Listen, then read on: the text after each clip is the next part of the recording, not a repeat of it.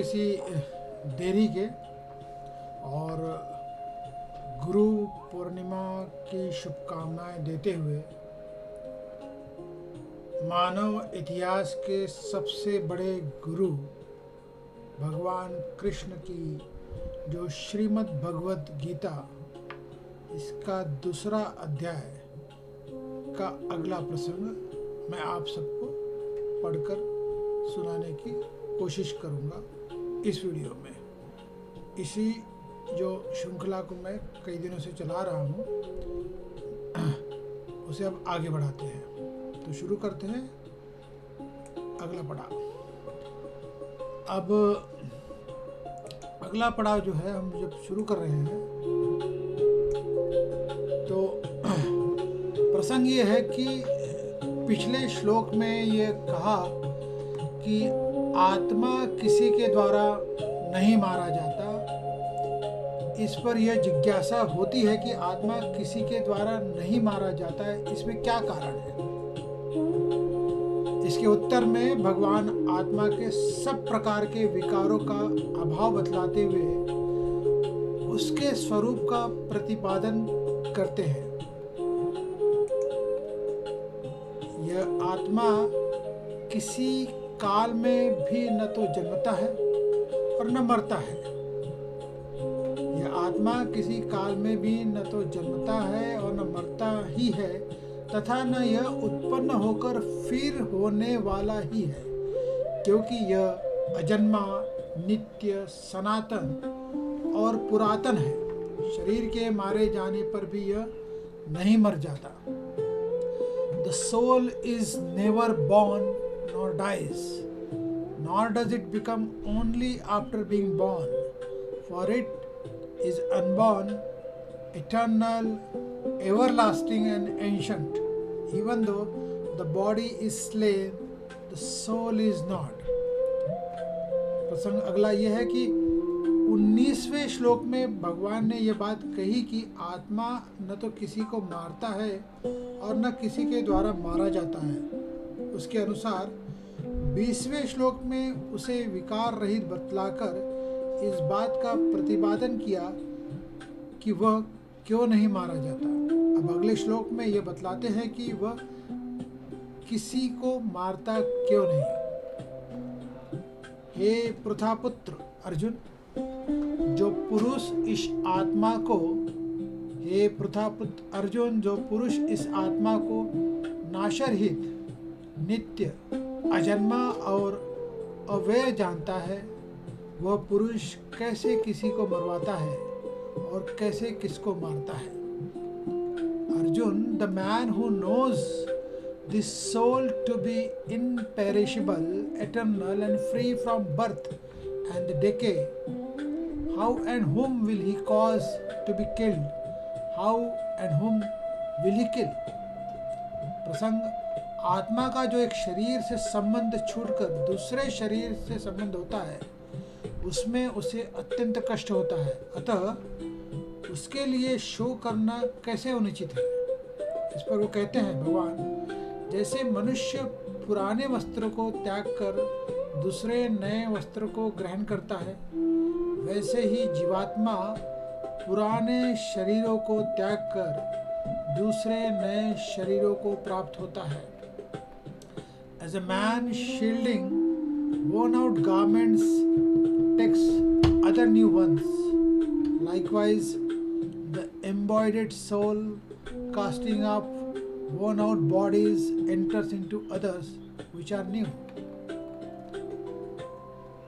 प्रसंग, इस प्रकार एक शरीर से दूसरे शरीर को प्राप्त होने में शोक करना अनुचित सिद्ध करके अब भगवान आत्मा का स्वरूप द्विधेय होने के कारण पुनः 3 श्लोकों द्वारा प्रकारांतर से उसकी नित्यता, निराकरता और निर्विकारता का प्रतिपादन करते हुए उसके विनाश की आशंका से शोक करना अनुचित सिद्ध करते हैं। इस आत्मा को शस्त्रास्त्र नहीं काट सकते, इसको आग नहीं जला सकती, इसको जल नहीं गला सकता और वायु नहीं सुखा सकता। Weapons cannot cut it, nor can fire burn. Water cannot wet it, nor can wind dry it. क्योंकि यह आत्मा अच्छेय है, यह आत्मा अदाह्य, अक्लेग्य और निसंदेह अशोष्य है, तथा यह आत्मा नित्य, सर्वव्यापी, अचल, स्थिर रहने वाला और सनातन है. For this soul is incapable of being cut. It is proof against fire, impervious to the water, and undeniable as well. This soul is eternal, omnipresent, immovable, constant and everlasting. यह आत्मा अव्यक्त है, यह आत्मा अचिंत्य है और यह आत्मा विकार रहित है कहा जाता है. इससे हे अर्जुन, इस आत्मा को उपयुक्त प्रकार से जानकर तू शोक करने के योग्य नहीं है, अर्थात तुझे शोक करना उचित नहीं है. This soul is unmanifest. This soul is unmanifest. It is unthinkable and it is spoken of as immutable. Therefore, knowing this as such, you should not grieve. प्रसंग ये है कि उपरोक्त श्लोक में भगवान ने आत्मा को अजन्मा और अविनाशी बतलाकर इसके लिए शोक करना अनुचित सिद्ध किया. अब 2 श्लोकों द्वारा आत्मा को औपचारिक रूप से जन्मने मरने वाला मानने पर भी उसके लिए शोक करना अनुचित है ऐसा सिद्ध करते हैं. किंतु यदि तू इस आत्मा को सदा जन्मने वाला तथा सदा मरने वाला मानता है तो भी यह महाभाव तो इस प्रकार शोक करने को योग्य नहीं है. And Arjun, if you should suppose this soul to be subject to the constant birth and death, even then you should not grieve like this. क्योंकि इस मान्यता के अनुसार जन्मे हुए की मृत्यु निश्चित है और मरे हुए का जन्म निश्चित है. इससे भी इस बिना उपाय वाले विषय में तू शोक करने के योग्य नहीं है. For in that case the death is certain for the born and the rebirth is inevitable for the dead. You should not therefore grieve over the inevitable. प्रसंग यह है कि पूर्व श्लोकों द्वारा जो आत्मा को नित्य, अजन्मा, अविनाशी मानते हैं और जो सदा जन्मने मरने वाले मानते हैं, उन दोनों के मत से ही आत्मा के लिए शोक करना नहीं बनता. यह बात सिद्ध की जाती है. अब अगले श्लोक में यह सिद्ध करते हैं कि प्राणियों के शरीरों को उद्देश्य करके भी शोक करना नहीं बनता. हे अर्जुन, संपूर्ण प्राणी जन्म से पहले अप्रकट थे और मरने के बाद भी अप्रकट हो जाने वाले हैं. केवल बीच में प्रकट है. फिर ऐसी स्थिति में क्या शोक करना है? Arjun, before birth beings are not manifest to our human sense. At death, they return to the unmanifest again. They are manifest only in the interim between the birth and the death. What occasion then for lamentation? प्रसंग ये है कि आत्मतत्व अत्यंत दुर्बोध होने के कारण उसे समझने के लिए भगवान ने उपर्युक्त श्लोकों द्वारा भिन्न भिन्न प्रकार के उसके स्वरूप का वर्णन किया. अब अगले श्लोक में उस आत्मतत्व दर्शन, वर्णन और श्रवण की अलौकिकता और दुर्बलता का निरूपण करते हैं. कोई एक महापुरुष ही इस आत्मा को आश्चर्य की भांति देखता है और वैसे ही दूसरा कोई महापुरुष ही इसके तत्व का आश्चर्य की भांति वर्णन करता है, तथा दूसरा कोई अधिकारी पुरुष ही इसे आश्चर्य की भांति सुनता है और कोई तो सुनकर भी इसको नहीं जानता. Hardly anyone perceives this soul as a marvelous, scarce, and likewise speaks thereof as a marvelous, and the scarce another hears of it as a marvelous, while there are some who know it not even on hearing of it. प्रसंग अगला यह है कि इस प्रकार आत्मा तत्व के दर्शन, वर्णन और श्रवण की अलौकिकता और दुर्लभता का प्रतिपादन करके अब आत्मा नित्य की अवध्य है। अब आत्मा नित्य की अवध्य है, अतः किसी भी प्राणी के लिए शोक करना उचित नहीं है। यह बतलाते हुए भगवान सांख्य योग के प्रकरण का उपसंहार करते हैं। हे अर्जुन, यह आत्मा सब प्रकार के शरीरों में सदा ही अवध्य है। इस प्रकार संपूर्ण प्राणियों के लिए तू शोक करने को योग्य नहीं है। Arjuna, this soul dwelling in the bodies of all can never be slain. Therefore, you should not mourn for anyone. प्रसंग ये है कि यहाँ तक भगवान ने सांख्य योग के अनुसार अनेक युक्तियों द्वारा नित्य, शुद्ध, बुद्ध, सम, निर्विकार और अकर्ता आत्मा के एकत्व, नियत्व, अविनाशत्व आदि का प्रतिपादन करके तथा शरीरों को विनाशशील बतलाकर आत्मा के या शरीरों के लिए अथवा शरीर और आत्मा के वियोग के लिए शोक करना अनुचित सिद्ध किया। साथ ही प्रसंगवश आत्मा को जन्मने मरने वाला मानने पर शोक करने के अनुचित्य का प्रतिपादन किया और अर्जुन को युद्ध करने के लिए आज्ञा दी।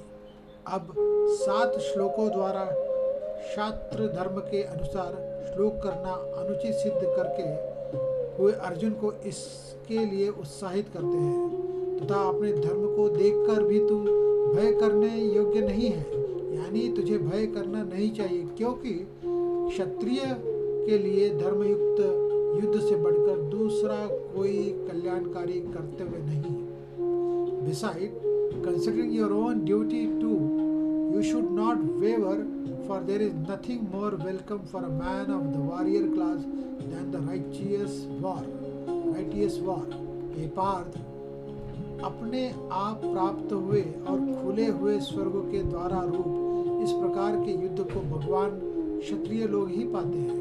Arjuna, happy are the Kshatriyas who get such an unsolicited opportunity for war, which opens the door to the heaven. प्रसंग यह है कि इस प्रकार युद्ध करने में लाभ दिखलाने के बाद अब उसे न करने में हानि दिखलाते हुए भगवान अर्जुन को युद्ध के लिए उत्साहित करते हैं। किंतु यदि तू इस धर्मयुक्त युद्ध को नहीं करेगा तो स्वधर्म और कीर्ति को खोकर पाप को प्राप्त होगा। Now if you refuse to fight this righteous war, then shrinking your duty and losing your reputation, you will incur sin. तथा सब लोग तेरी बहुत काल तक रहने वाली अपकीर्ति का भी कथन करेंगे और मानवीय पुरुष के लिए अपकीर्ति मरण से भी बढ़कर है। Nay, people will also pour undying infamy on you, and infamy brought on a man enjoying popular esteem is worse than a death.